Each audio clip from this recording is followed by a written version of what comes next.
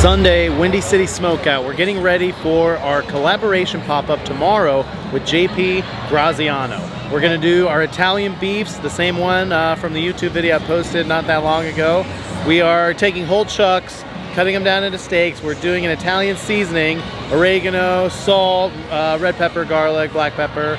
Then we are smoking them. We're gonna put them in a jus. We're going to take them over to our friends at Green Street, cool them down. We're gonna heat them up tomorrow, serve the sandwiches for the Graziano pop-up, and that's gonna be that. That's the end to our weekend in Chicago here. Then Jordan Wright and Cole and Brad and myself will drive back to Austin. First you have to take the plastic off. A lot of people don't believe that, but you gotta take the plastic off. This, meat.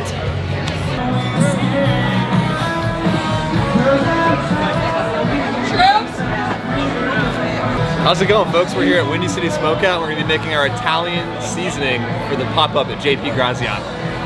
We're going with a whole bunch of salt here, big old batch of black pepper, some of that Italian herbs,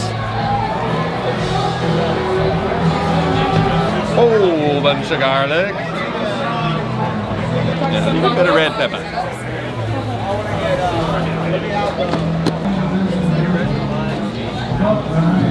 Tastes good? Oh yeah. Looks good. Looks Italiano.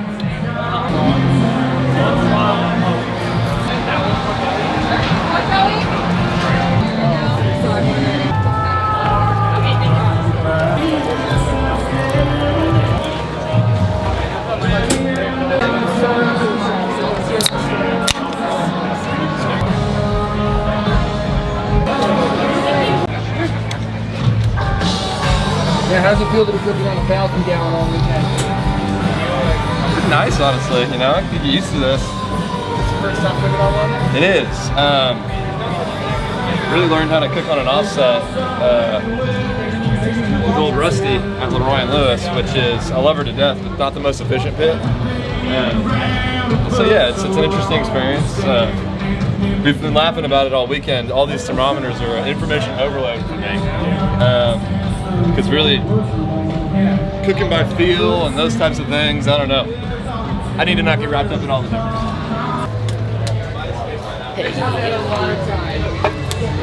That's a lot of beef.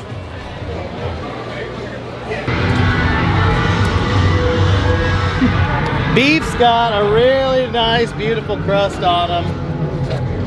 So, basically looking for something similar to like when we are wrapping a brisket, at least 165, and then really good crust on the beefs. So it's all adhered. We're starting to render a little bit of fat. We're just gonna cool these down. We're taking them to Green Street Meats. Tomorrow we're gonna heat them up in the jus. Cole with the meat. Barbecue. We're cooking these at like 275, 300. We're cooking pretty hot. What time we put them on? What, 4? Yeah, about 4 o'clock. About 4 o'clock. So they've gone on for about 4 hours. Same thing. It smells fantastic. Yeah, they smell like a pepperoni, almost, right? Doesn't it smell like Italian sausage? Yeah, smoky yet fragrant. Maybe some fennel in the rub would be good. So we're at the kitchen here, Green Street Smoked Meats, Chicago, Illinois. We have this wonderful tilt skillet, a piece of equipment we don't see very often in our travels or in our experience in a food truck or a commissary. This is nice. It's basically a huge pot that you can heat up, you know, electric. It'll tilt, and we can drain out our juices here and everything. Just about a block away from JP Graziano. So all of the chucks that got smoked last night went into the fridge here at Green Street. We put them in this tilt skillet with our jus. We added some of their mezzo giardiniera. We added some beef bouillon and some beef broth for extra. We've just been braising them in this juice. And we're getting ready to take them over there. How are they feeling? Nice and tender. It's down the alley. Yeah, it looks fucking great. I just told them we're doing this. However you want this set up is fine. Okay. By me, if you need that moved. So every time we do a pop-up after Windy City, it's always conveniently right across the street from Green Street. Is that coincidence or on purpose? A little bit of both.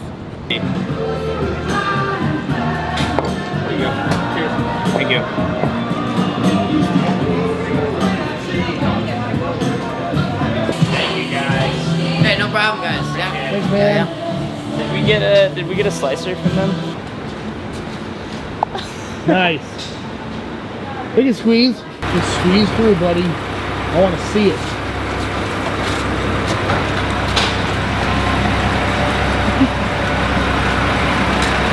Cole, do you even know where we're going?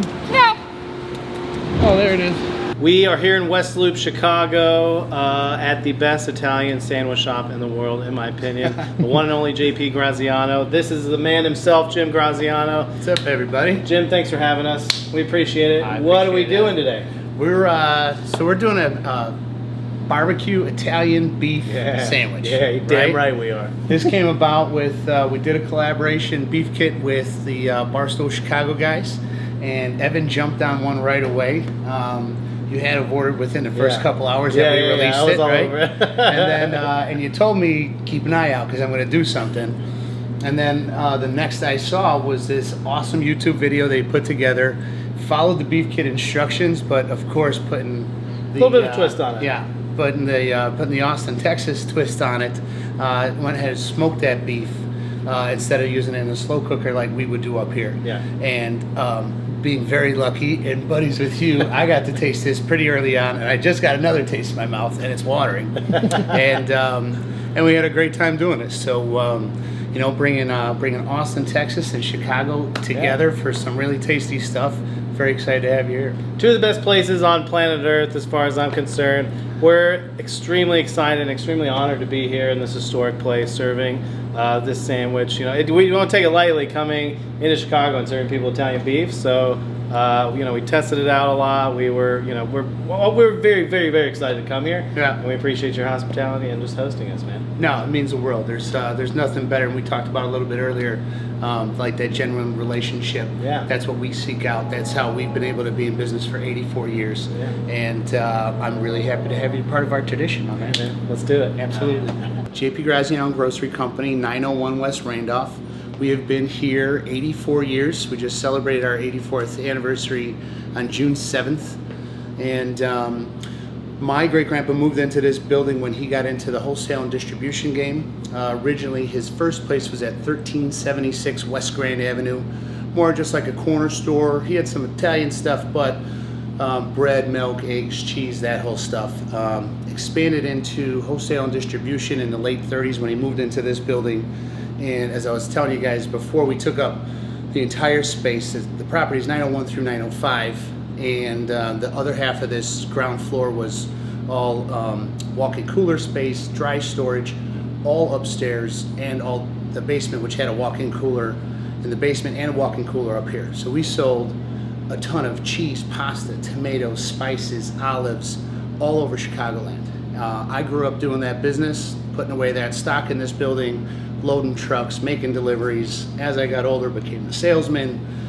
And then when I got into the business after college, and I started looking into the books and stuff for the first time in my life, I realized that the wholesale business was in some pretty rough shape, but never felt like we're gonna fix up the wholesale side of things. I felt the opportunity was to take advantage of this awesome building that we've been in for so long, which is about 122 years old now, if I got that right. If not, it's plus or minus a couple years. Get people in here, explain the history, see all this stuff that we don't take for granted because of what this means to my family and our tradition. And so I thought sandwiches was a really great way to get people inside. We were supplying a bunch of the top delis. We had all that stuff. Great relationship with the bakery we use, which is D'Amato's, which is in the third generation of family ownership, not far from here on Grand Avenue. And, you know, at that time, produce guys all up and down the block, so that was easy to get. But my guy, Jimmy Nix from Market Produce, is who we've been with from day one. So we started making sandwiches. In addition to the wholesale, I had a little corner, if you want to grab that, kind of scratched out in this corner. Just one cooler, one slicer, little small desk. I mean, we would make 50 sandwiches in a day. 50 sandwiches in about a week in the very, very beginning. And it was just like that extra add-on thing. Little by little, we got to be more popular. This neighborhood really started to grow up and become a really cool place to be. And little by little, the sandwiches took over. At one point, 7 or 8 years ago, I did have to make the hard decision of letting the wholesale and distribution part of the business go. The trepidation I had with that was like, that's what when my great-grandpa started. That was like what people knew our family name for. But I knew at that point, if we were going to sustain and keep going and have a future and carry on great-grandpa's legacy, we would have to change what we were doing fully. And to me, that was much more important than what we were selling. It was still us being here, selling to the public in a different way.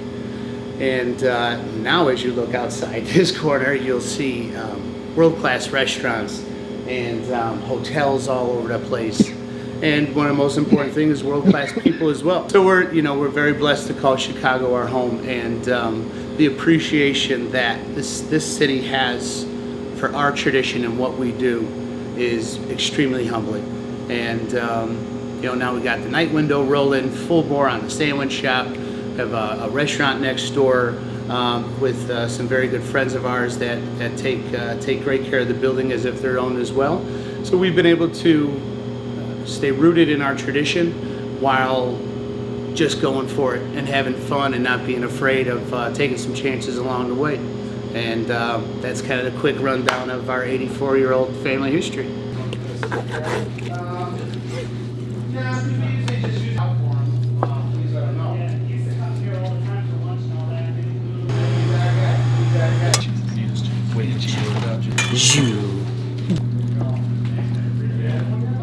Give us the juices to put it in the bucket. Feels like crazy about that. Thank you. We love it. Listen, I put it on my calendar when I knew it was going to happen. I love it. You were all over. Hey, what's happening, Bradley? How is everything tasting so far? So Man, good. it is tremendous. Man, it's nice to see it in its all its glory. Curbside pickup. Evan, how many tickets you sell all day? 171. How many you done so far? Probably about 50. Fresh D'Amato's bread, baked right down the block. Our supported provolone cheese. Need one. I've heard.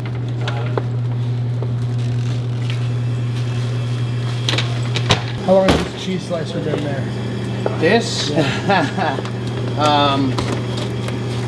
in the 40s, that was put in, and the only thing that's ever been changed is the wire, because that gets snapped. I mean, sometimes you can use the same wire for 5 months, and the other time it can last 5 minutes. Depends what cheese you're cutting, who's cutting it, who tied it. There's kind of some factors involved of how long that thing's gonna last. That's a wrap on JP Graziano Texas Italian beef collaboration pop-up here in Chicago. That's a wrap on Chicago for us. Here, Windy City, Graziano collaboration. I've been repeating myself. It's been a long couple days. We're all very tired. We're all very full. We all have indigestion. Still look for that Tum sponsorship. But thank you, Jim Graziano. Thank you, Lettuce Entertainment. Sorry, Lettuce Entertainment. I'm very tired again. Thank you, City of Chicago. Thank you, everybody who came to help us out for this festival. It was a good time. Next year. And there's like what that guy has, right? Yeah.